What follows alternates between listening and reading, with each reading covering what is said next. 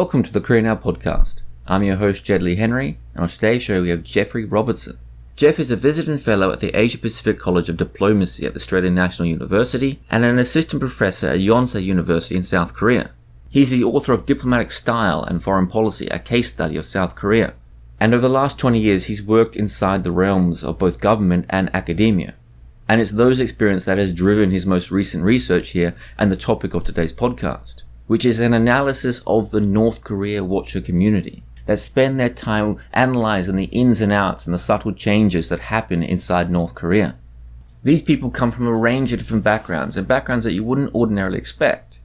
It can become easy to predict just which people will go into Russian studies, for example, or Chinese studies, for example. There seems to be a tried and true pathway for these things. When it comes to the study of North Korea, these things are incredibly varied.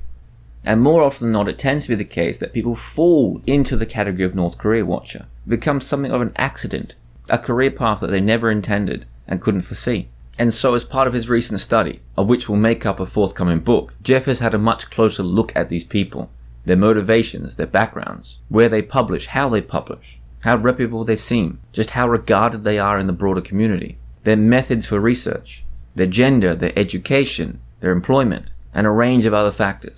And he does so with a few interesting questions in mind, one of which that we're going to focus on quite heavily today is the idea of whether there is a substantial difference between those North Korean watchers in Washington and those in Seoul, or perhaps more specifically, a difference between English language North Korean watchers and Korean language North Korean watchers, at least as a primary source of both their research and their publications. Leaning on the work of Einar Wiegand and Anthony Milner, Jeff begins to ask some difficult questions about how possible it is to do research in each of these two environments, and the conceptual challenges faced in both, the way in which culture and education shapes people's outcomes, the subtleties and semantic meaning of language, and how these things can get churned through and lost through multiple translations, or even vernacular use. And even the problem of historical difference, and how different connotations and different language can have fundamentally different meaning across societies. And from this standpoint, a look at the differences within the North Korean watcher community becomes a fascinating study on human behavior, culture, meaning, and our place in the world. Instead of going through now and pulling apart some of these details, I'm going to let Jeff do that for himself throughout the interview. There's just a huge amount of data here, and it does all require time for context and explanation. But Jeff's study does also reach beyond this. It tries to explain the differences that he finds and the anomalies within the research. It looks for explanatory theories, such as crisis diplomacy, and then looks forward to policy solutions, or future pathways, in which some of this bumpiness, some of this tough terrain, can be smoothed, if only in part.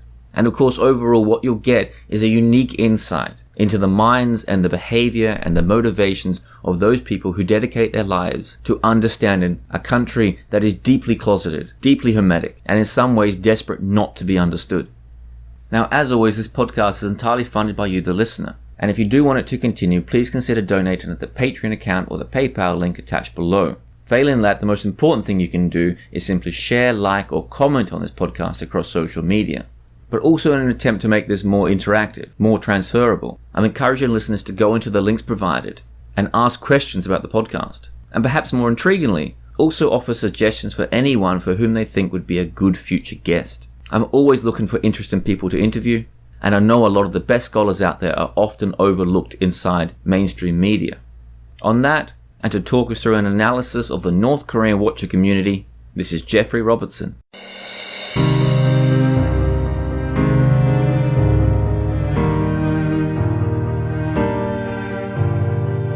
Jeff Robertson, thanks for coming on the Korea Now podcast. Thanks for having me.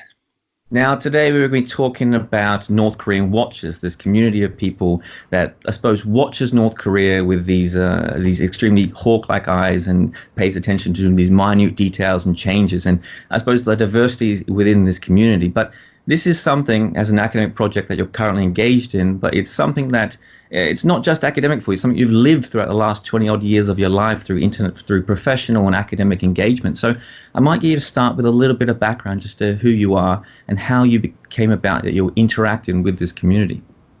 Sure. So I started, I guess you could say, looking at North Korea back when I worked for the Australian government and when I worked for the Australian Parliament. And I was always interested in the people who spend a lot of their time watching North Korea. I mean, there's some oddballs out there, and there's some people who just will spend a good portion of their lives watching North Korea, and this just really, really intrigued me quite a lot.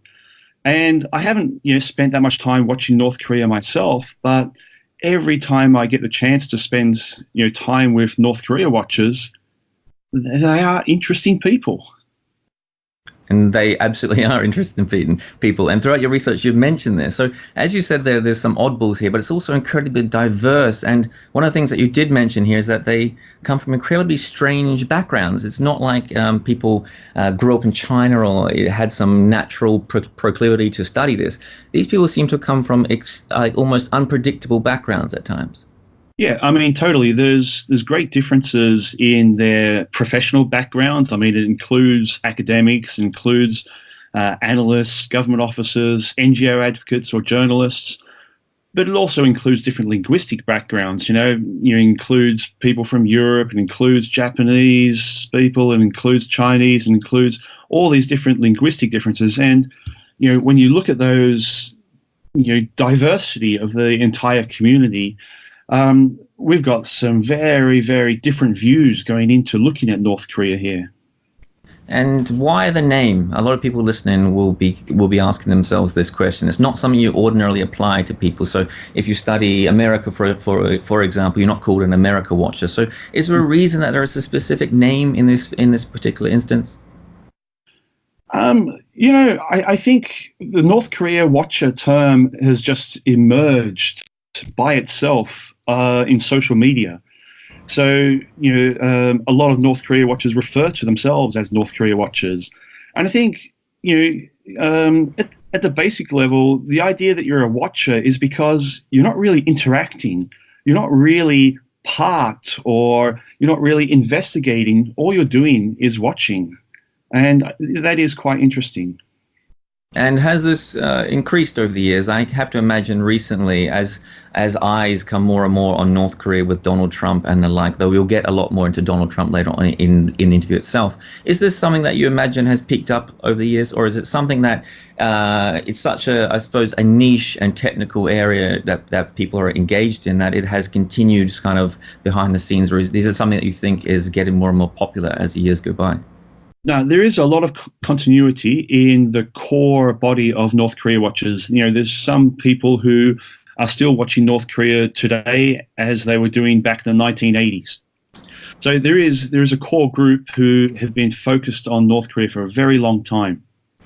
However, during 2017, 2018, all eyes were turned towards the Korean Peninsula as Donald Trump, Moon Jae-in, Kim Jong-un, that perfect mix of almost a soundbite-ready, undiplomatic, frantic grouping came together, and fire and fury. It just attracted a lot of people to the issue, and the number of North Korea watchers grew steadily during 2017-18. And for all their diversity here, you do mention that there is a recognizably cultural identity that does bind these people together. So is this just the sense of mission that they have? Is this just the idea that they're all looking at the same country, perhaps in different ways? Or is there something more noticeable that binds them together? Yeah, there are. It's more than just a shared sense of mission. It's almost like a common understanding they have. They use similar symbols and linguistic terms for things. But on top of that, surprisingly, and, doesn't matter where individuals are from, they generally speaking tell very similar stories. Particularly within the English language discourse community, there's a very limited number of stories which go into talking about North Korea. And the narrative underpinning those stories is even more limited. And as a final question on this, before we push into some of the finer details of your research here, what sort of research, I suppose is the right word, that these people are actually doing on the ground? So as a lot of people may notice, a lot of people spend a lot of time looking through satellite imagery and noticing that, I suppose, predicting a future missile launch, for example. So does it tend to focus in a particular area? Is it that kind of satellite imagery, or does it come down to a variety of things, such as studying exported novels or literature that's managed to be smuggled out of the country? Yeah, there is a wide range of studies and a wide range of methodologies undertaken, but there are distinct differences between, for example, Korean language research and English language research on North Korea. So one part of my study was looking at that difference. And so I collected, 330 leading documents from English language discourse and Korean language discourse. And I found very distinct differences between the two. So English language discourse was focused much more on descriptive rather than exploratory or explanatory approaches. So it's basically got a policy focus. Whereas Korean language discourse, academic studies and so on, was much more formal, much more traditional academic approaches using explanatory approaches and quantitative methods with source materials, primary, could be defector or refugee testimony, or secondary sources such as trade statistics or government statistics. Whereas the English language discourse is much more surface level, policy, rhetoric focused. Other differences include the subjects they're covering. So English language research is, focused around key words of things like missile, nuclear, denuclearization, summit, Kim Jong-un, whereas Korean language discourse has a much wider range of secondary terms such as sanctions, trust, compliance, reconciliation, unification, Gesong, economy, China, a much broader approach rather than a narrow security frame. And as we begin to open up those differences, of course, that will come out quite substantially through your research here. Let's open up a couple of the theoretical frames that you use to analyze this information. Now, I'm going to mispronounce this name. Einar Wiegand of the University of Oslo. And I suppose you use their research here as a way to open up the idea in some ways that there is difference between historical experiences, and therefore we have to, I suppose in some ways, understand that there is a conceptual challenge here to understand the differences and the problems going on within this community. So that's a very poor way of me opening this up. So I might get you to touch on their research, of course, clean up my pronunciation there and open up some of the ideas there. I'm not sure if I can clear up the pronunciation.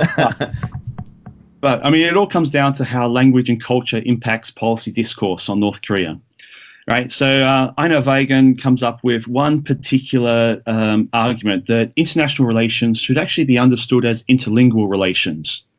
So he argues that as a concept travels between linguistic borders, it can take on different meanings dependent upon when the concept moves across and how the concept moves across, in what events the concept moves across, and the different historical settings and the different positions within the country where it's moving to.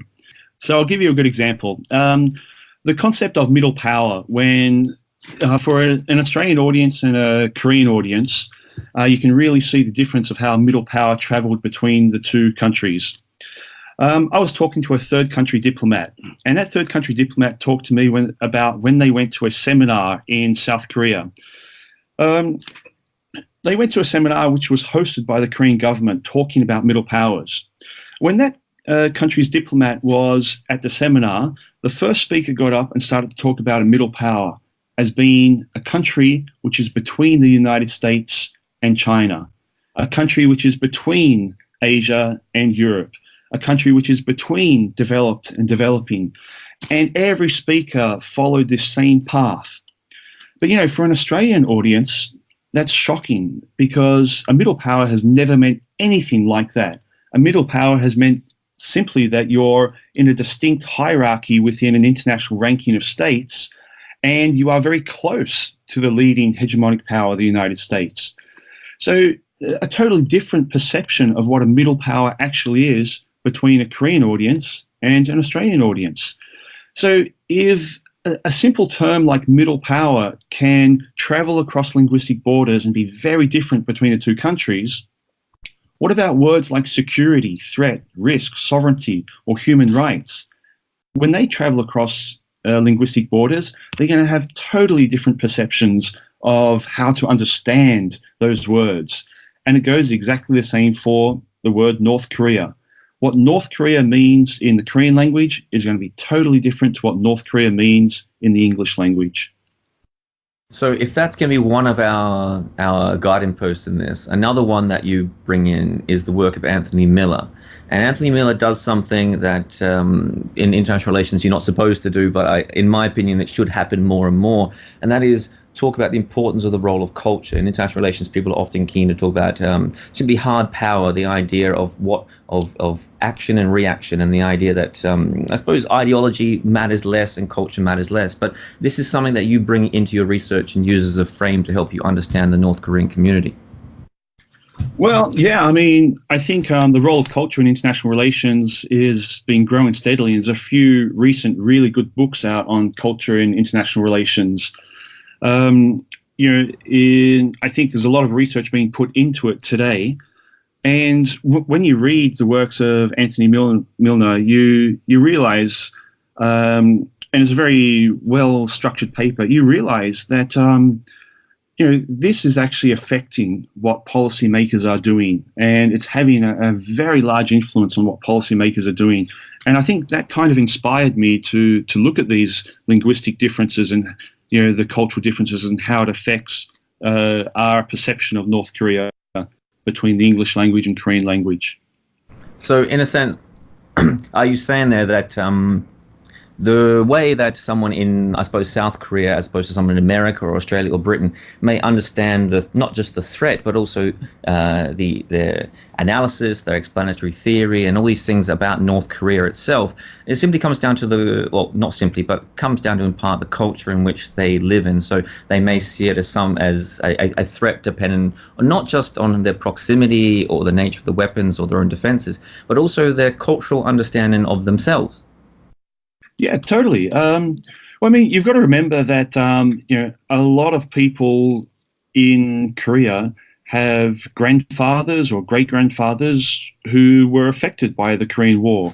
You've got to remember that there's still divided families between North and South. I mean, it's a constant that has been in everybody's education from the moment they started school. It's a constant which has been part of their lives in media every few months. So, that's a totally different impact upon people living in South Korea than it is in the United States, when it comes up only intermittently when North Korea does something which raises attention, or the United States does something which raises the attention. So, culturally, there's going to be a totally different perception of what North Korea actually is.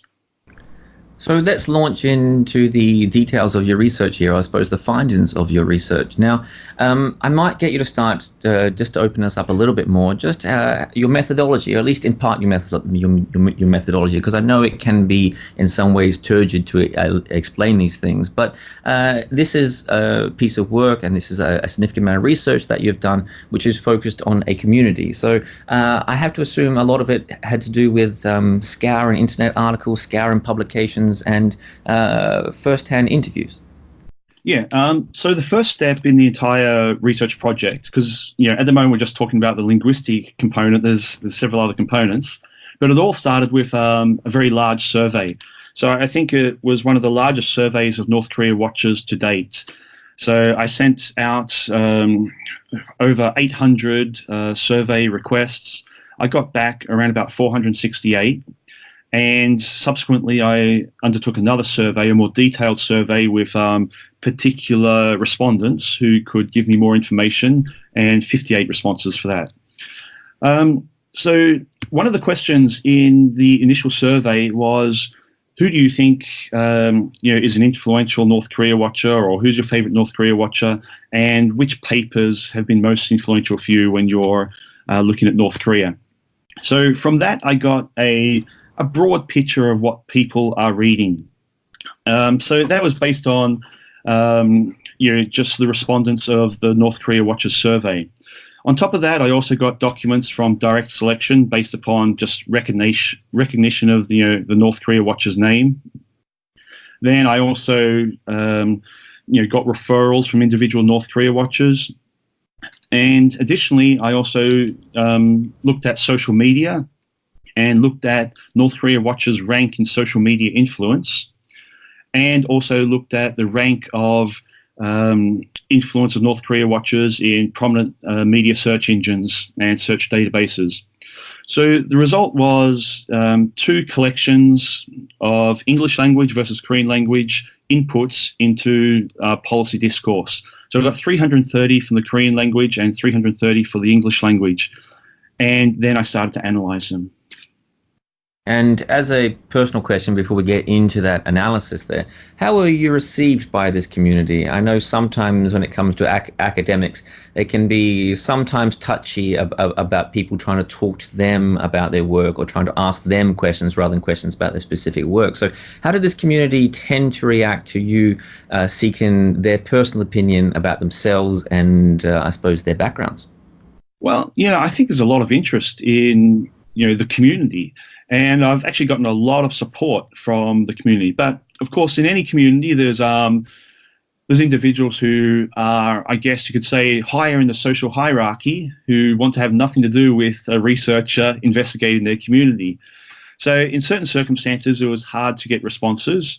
But from a vast majority of North Korea watchers, I've gotten a really welcoming approach and have been very happy to share their insight.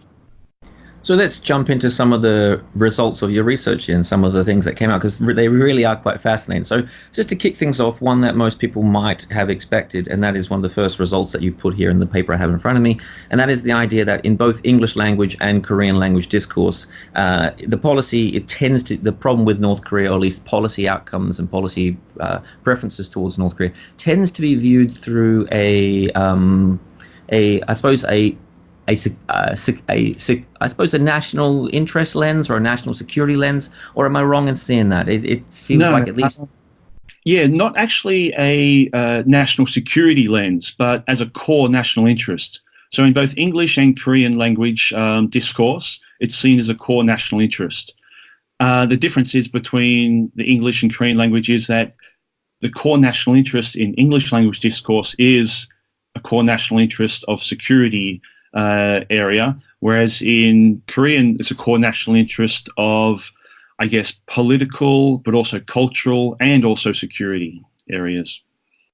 And another thing that comes up across this is the nature of the people that are doing this research and watching North Korea. And in your Korean language surveys, they tend to be better educated, but in the English language they tend to have I suppose broader backgrounds, but also more roles in, I suppose, significant in themselves in government and military. Well, I think you're jumping ahead a step there. I didn't necessarily say better educated. I said they're PhDs. Higher degrees. Sorry, yes. So, whether those higher degrees are better educated or not, yes. Well, that's another question. Yes. But I mean, you can almost expect this anyway, because, getting a higher degree is almost a prerequisite in South Korea to move into higher positions. And it's, if you're going to be a researcher in, for example, a government think tank or at a university, you have to have a PhD. Whereas in English-speaking countries, having a PhD is not a prerequisite to undertake analysis or to undertake even university positions in certain cases. So it's just more of a fluidity outside of South Korea, or at least Korean language studies, and inside Korean language studies, it's just a more rigid hierarchy, or a more traditional hierarchy in that sense. Yeah, that's true. But additionally, a lot of the research and commentators in English language discourse actually are speaking more from their experience rather than education. So, they're speaking from their government or military experience and their interaction with North Korea. Whereas in Korean language discourse, a lot of them are focused upon their education and the research they've undertaken. So it's a little bit of a different approach, a policy approach versus an academic approach, you could say. And as another question here, based on your research, now this, I'm not sure if you have an opinion on this or whether it's just a finding. I'm not sure why it always comes out like this, or at least seems to come out like this. But a lot of the people you managed to survey and a lot of people inside this community tend to be male. Yeah, definitely. I mean, that's, I guess, how security areas have traditionally been. But of course, there's a big difference between Korean language discourse and English language discourse. In the 330 documents which I looked at in Korean language discourse, 312 of them were written by males. So, it's vastly imbalanced in gender terms. In English language discourse, it was 277 out of 330. So again, there's a great imbalance.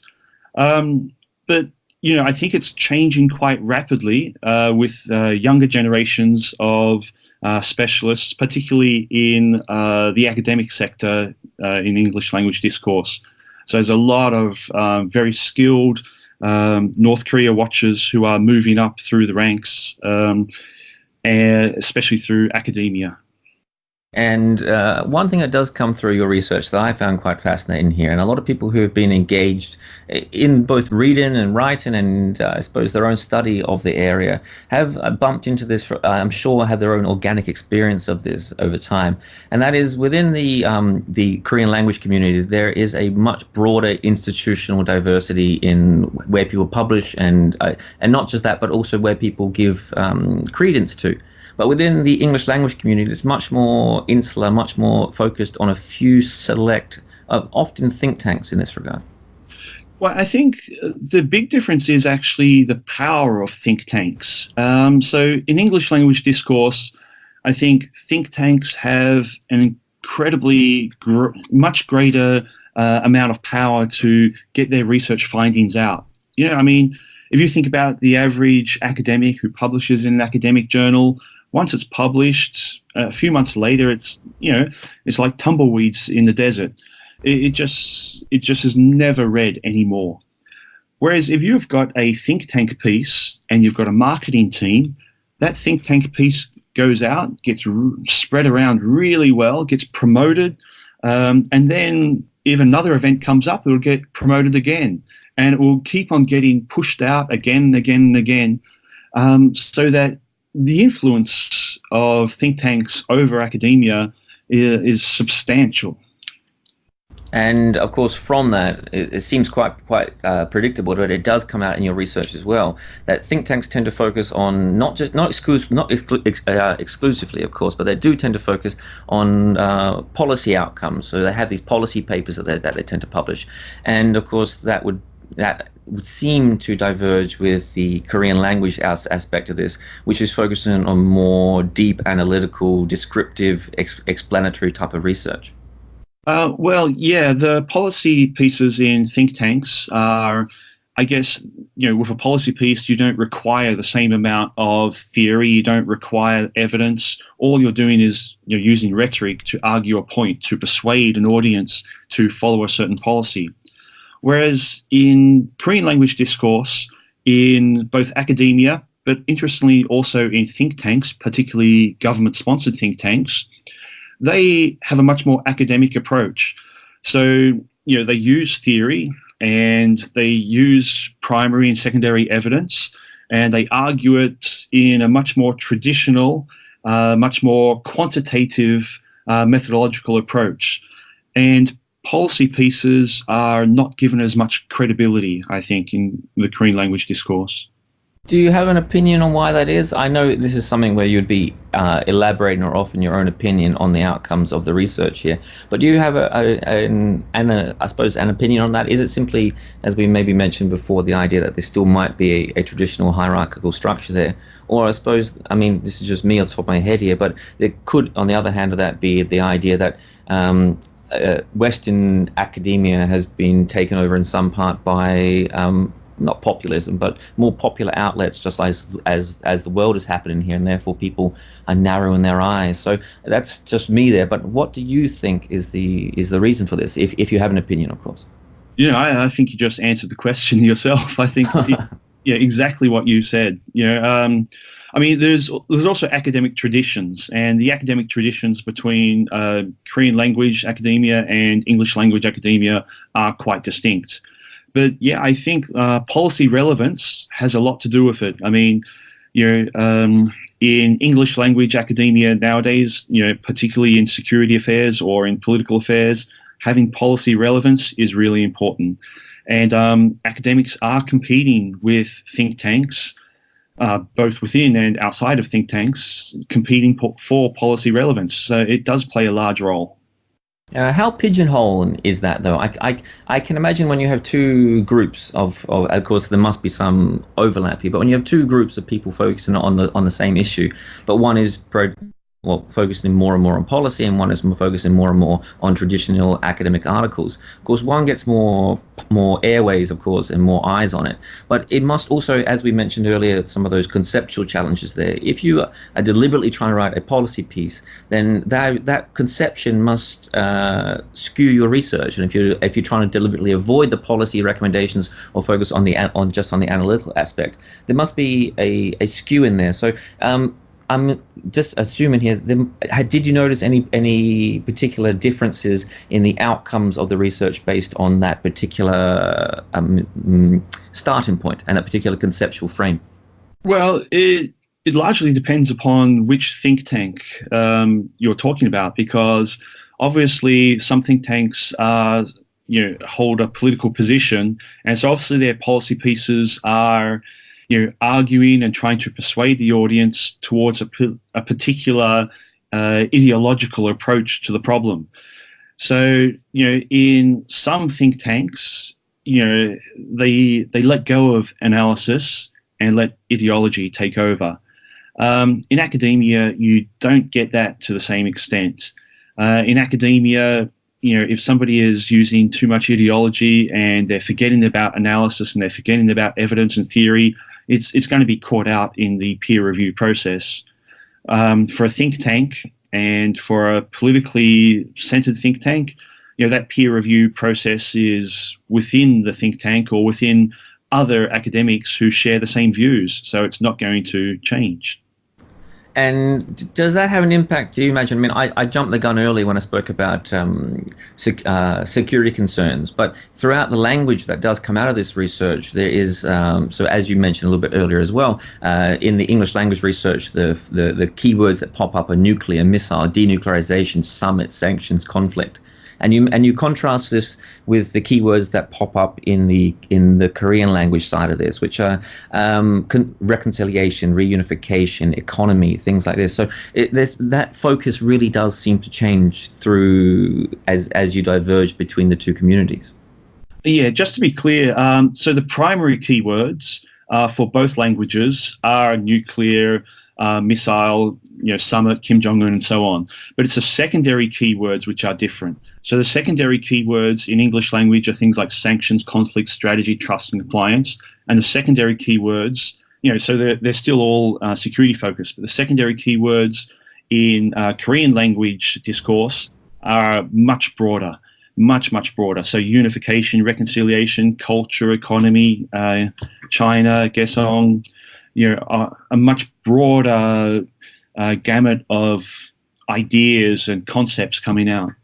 Is there a difference in this based on time frames? So just on how long people are looking ahead here, whether it seems through some of your research that the English language community tends to focus on short-term risk, and the Korean language aspect tends to focus on a much longer-term scenario, much longer-term narrative of the issue. Yeah, I'm not certain about that, and I didn't look into that in great detail. One aspect, this is another part of the project which I undertook, was looking at intelligence best practice, analysis and best practice. And, when you undertake a analytical brief, you're meant to use certain keywords and certain words for probability and certain words for time frames and so on. In Korean language, there is no equivalent use of terms, largely because it's much more academic. But in English language discourse, again, interestingly enough, there's not a lot of use of those terms. So there's no agreement upon what is short term, what is medium term. There's no agreement on what is highly likely or what is likely, and so on. And so despite an intelligence analysis background for a lot of authors, when it comes to commentary, these best practice conventions for writing kind of go by the wayside. And you've done something in your research here that it used to be common practice and is less and less these days, which all credit to you for this, is to put some of the limitations and some of the challenges and some of the I suppose the holes that you recognize that could be there within your own research. And one of them is the idea that you have to, in some ways, you can't really connect just how much the policy discourse, or at least how much the language that you're bumping into and the people you're bumping into is actually affecting the deeper policy discourse. Yeah, well, I mean, I think a lot of people have looked into this, how much influence an expert community has upon policymakers. And the most, I guess, revealing studies looked at the 2003 Iraq crisis. And they showed that the expert community had absolutely no influence upon the decision to invade Iraq. And, Donald Trump himself has directly attacked North Korea watchers and China watchers and stated that, they've been doing the same thing for a long time and there've been no help at all. I'm doing what I want to do. So he's directly attacked the expert community. Whether the expert community has any influence whatsoever on policy is a real question which is up there, and it's not answered yet. It certainly is one of those challenges, and one of those ones that you often hear academics lamenting about when you bump into them. Something else that you do mention here, and of course the think tank issue here is really fascinating for me, this idea that a few think tanks tend to dominate the narrative, at least dominate at least the public expectations out there, and how many eyes and how much I suppose media traction they get. And one of the challenges that you mention here is the idea that people may be publishing in certain areas, or at least behaving in certain ways, some of these academics, based not on pure academic motives, but also, which is quite a human aspect here, this ideas like prestige and brand recognition and peer expectations. And this, of course, for anyone out there who's worked in any field, would recognize these pressures. So if you do mention this point here, that if you speak to someone in the community and you ask them who is their favorite academic or who is their favorite paper, they can often be swayed by these inherent biases.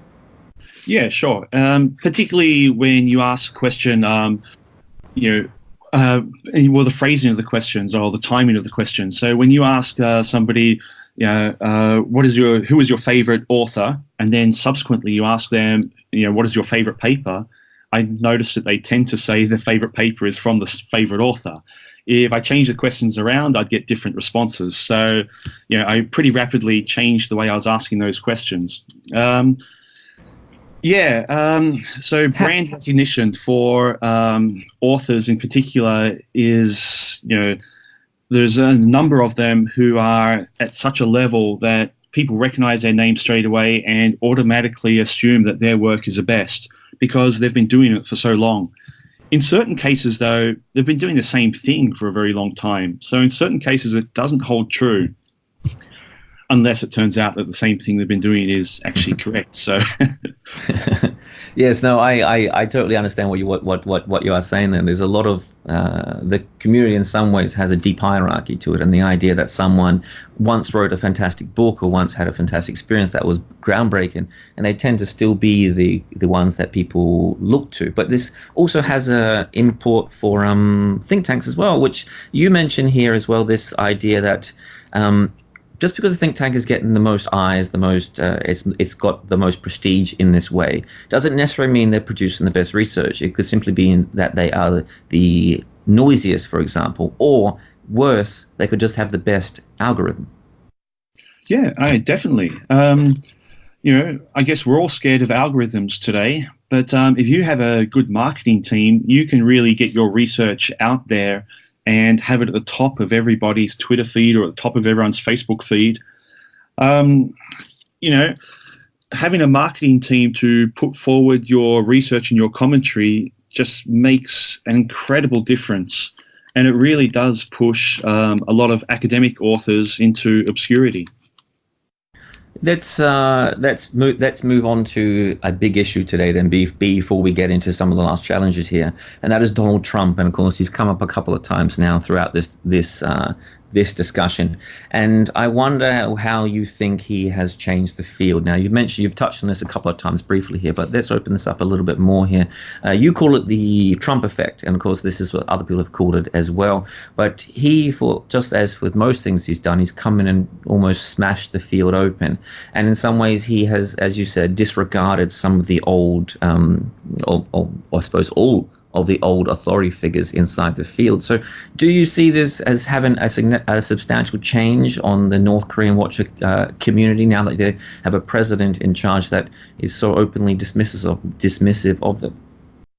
Well, the first thing which occurred is that Donald Trump turned attention towards the Korean Peninsula. The whole early 2017 September, from September 2017 onwards, the number of people watching the Korean Peninsula globally just grew. It got to the extent where you've got senior political figures, giving percentages of the likelihood of war on the Korean Peninsula. It made the whole idea of the Korean Peninsula as being a powder keg, it made it real. So Donald Trump did turn a lot of attention towards North Korea, and as a result of him, the North Korean watcher community grew substantially.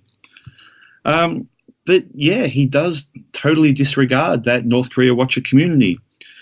I guess luckily enough for that North Korea watcher community, there's enough media to keep them going. So there's enough media, interested in what they're saying to keep them all going.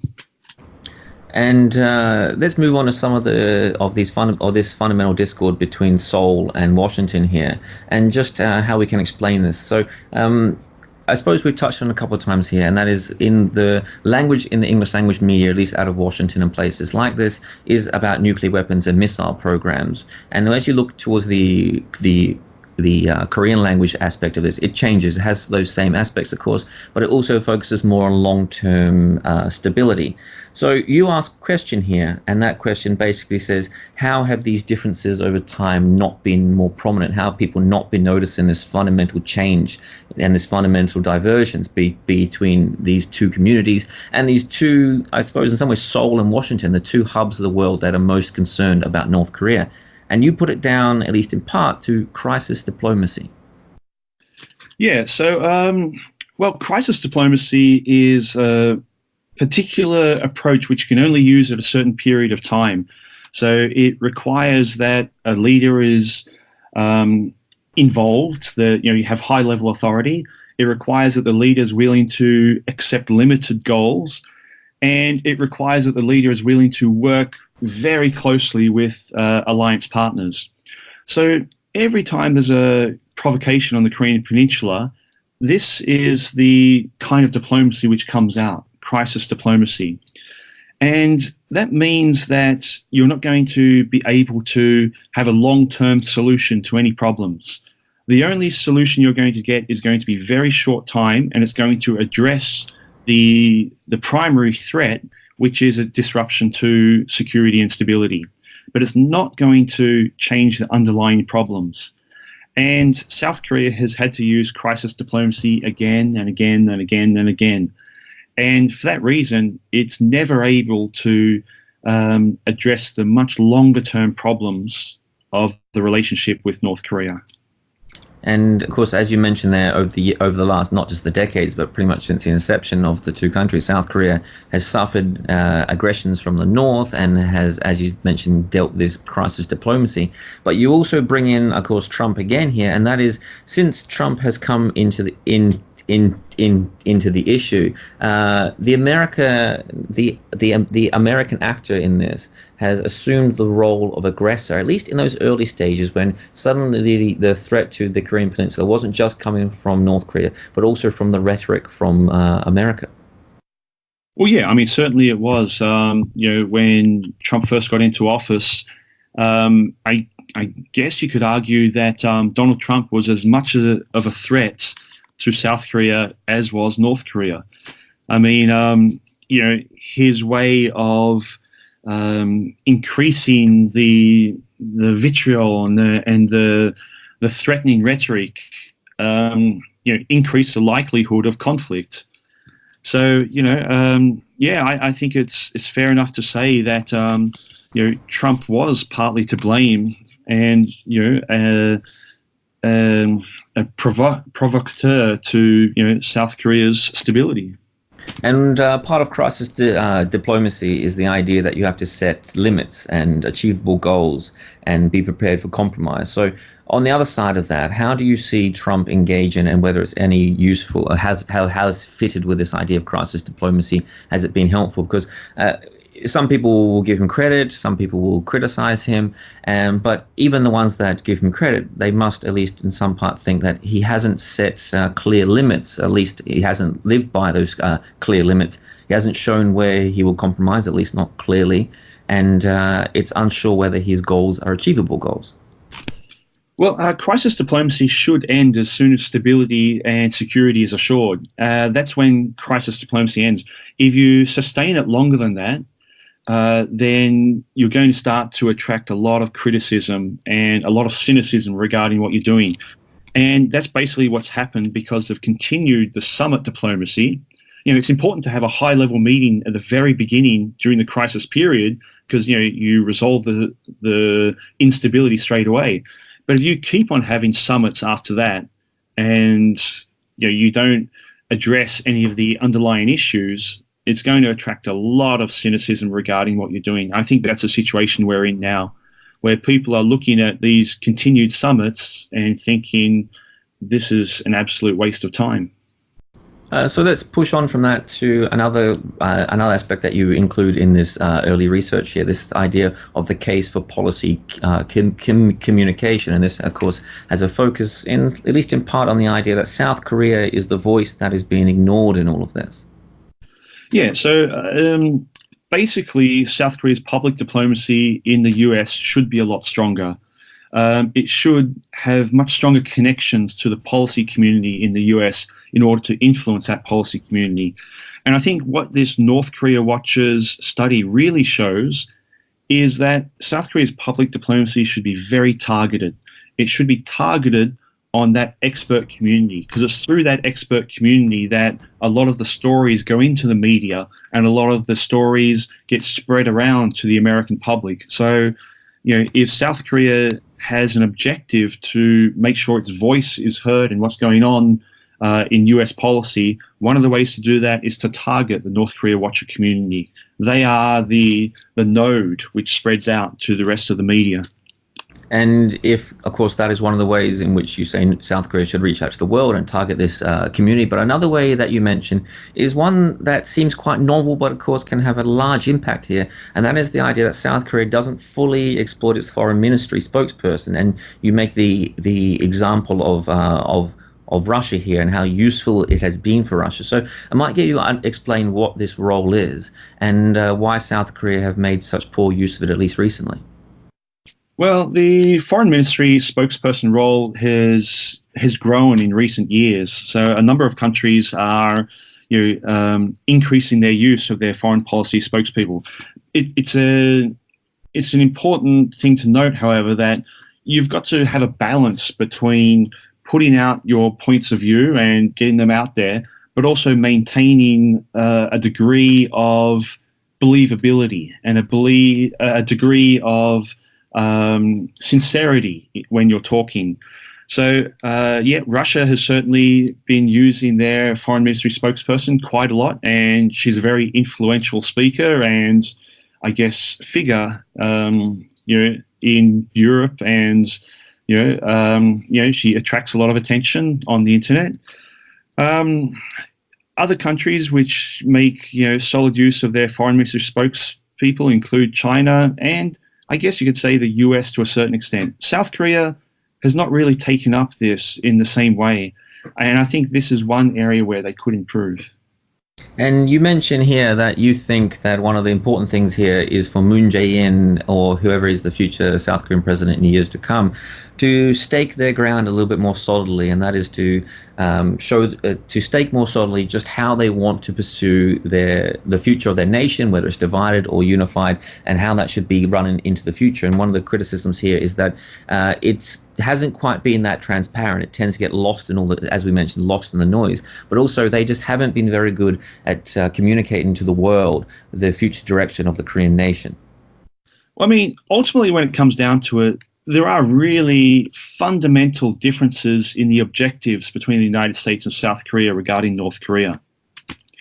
So, one easy way to look at it is in the context of the recent missile tests. The United States is willing to let these short-range missile tests go with no response. They're allowing them to continue to launch short-range missile tests because this is not a threat to the United States. A long-range intercontinental ballistic missile is, of course, very different. So, the threat understanding between South Korea and the United States is fundamentally different. So that means your policy approaches should also conceivably be quite different as well.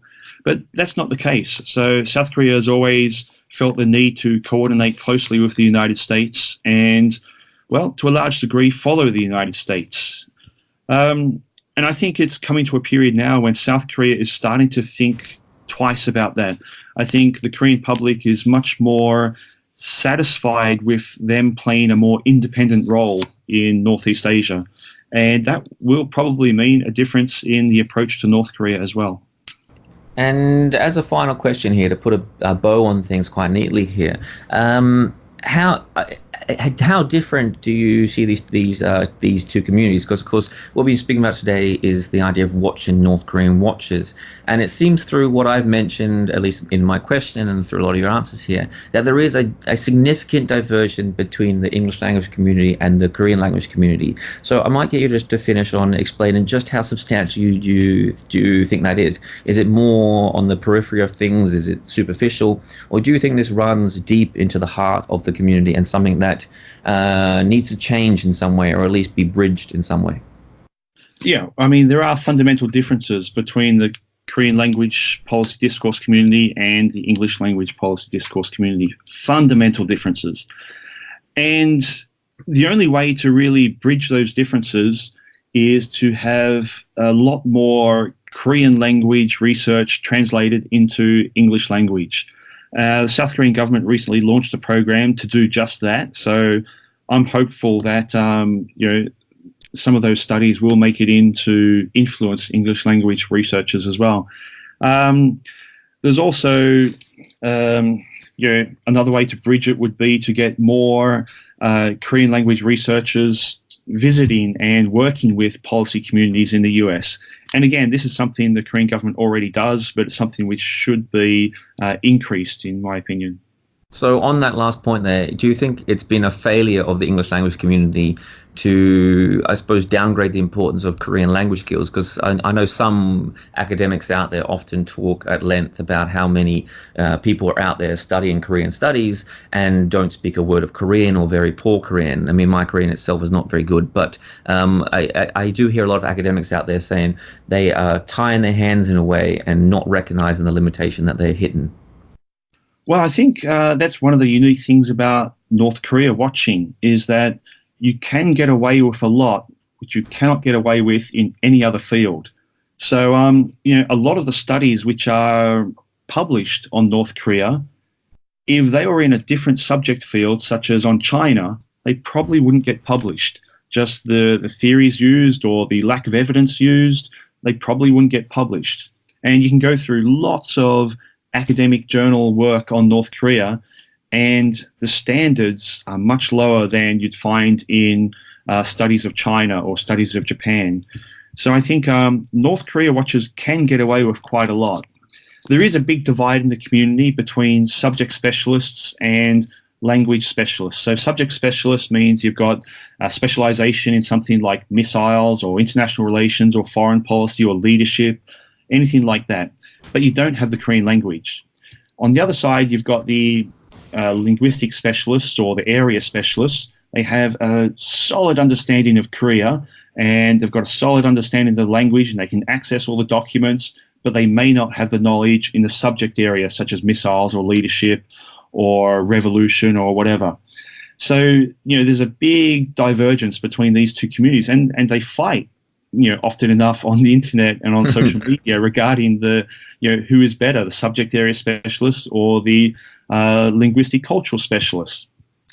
For the ultimate analyst, it really should include both of those. The ultimate analyst should be able to understand a subject area and preferably have experience in government policy as well, so that they know exactly how government processes work. But at the same time, they should have the linguistic knowledge and the cultural knowledge so that they can apply the knowledge they already have to the new situation.